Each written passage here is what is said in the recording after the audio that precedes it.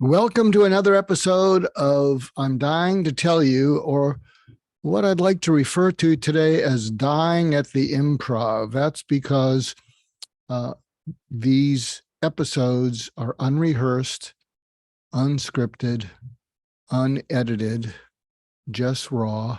And you might think, boy, Dr. Mark Goulston, you're in a feisty mood. Did you get good news? No, not really, but I got a good night's sleep. And then at 3:30 in the morning, I got a bolt of enlightenment, which I'm going to try to communicate to you in a somewhat coherent way.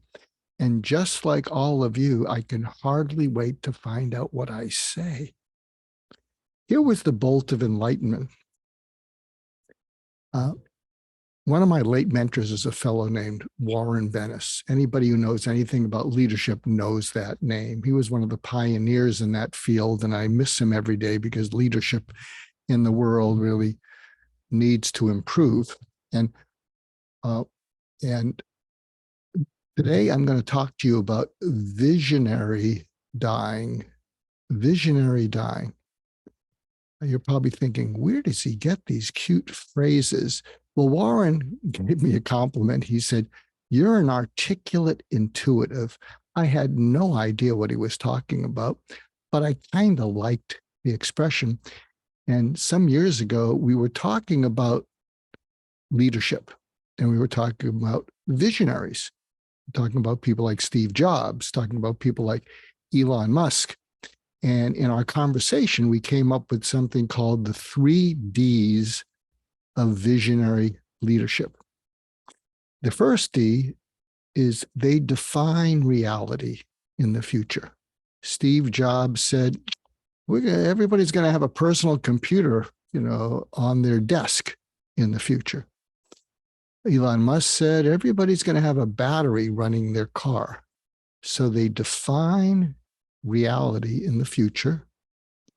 The second D is they declare their intention to make it happen.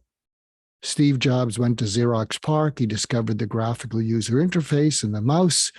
And when he went back to Apple, his buddy Steve Wozniak says, once they go to that, they're not going back to typing.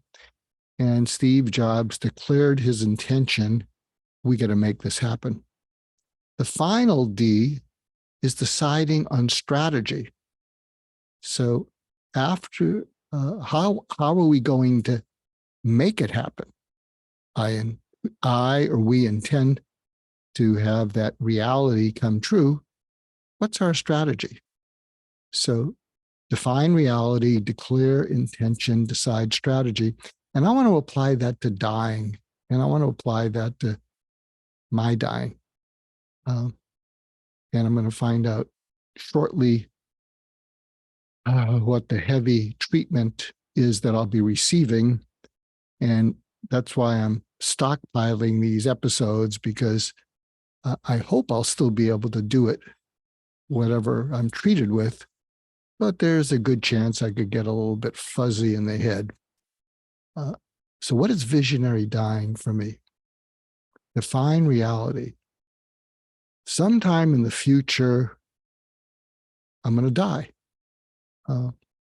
Hopefully it'll be longer than the prognosis of my current illness, but it's not going to be as long as I was hoping.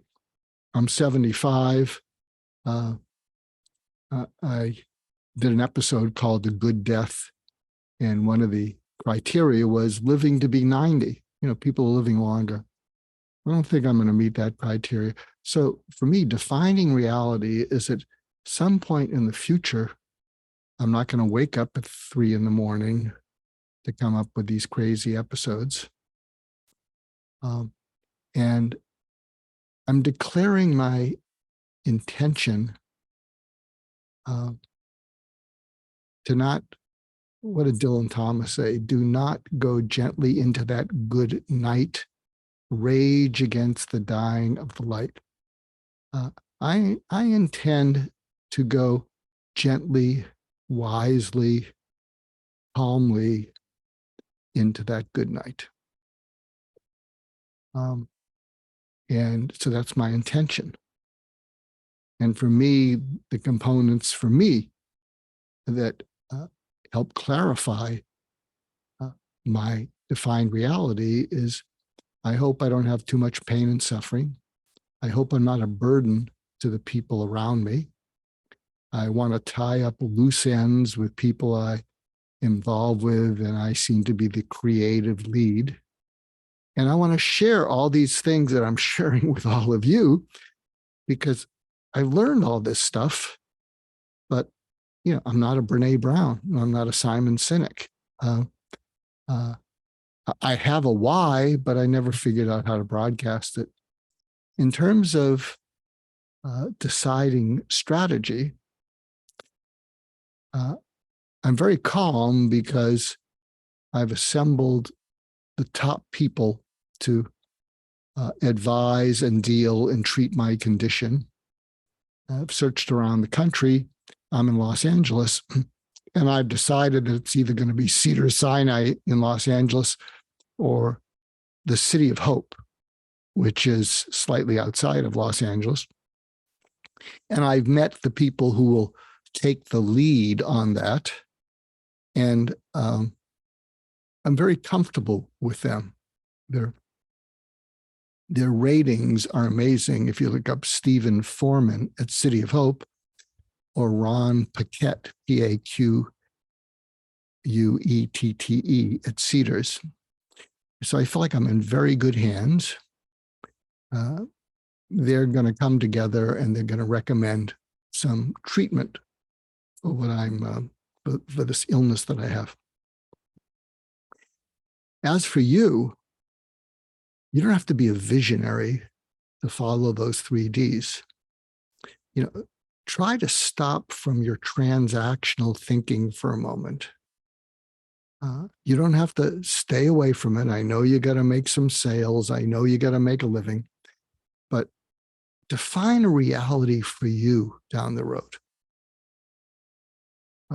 One of my favorite books and lesser known books is by Susie Welsh.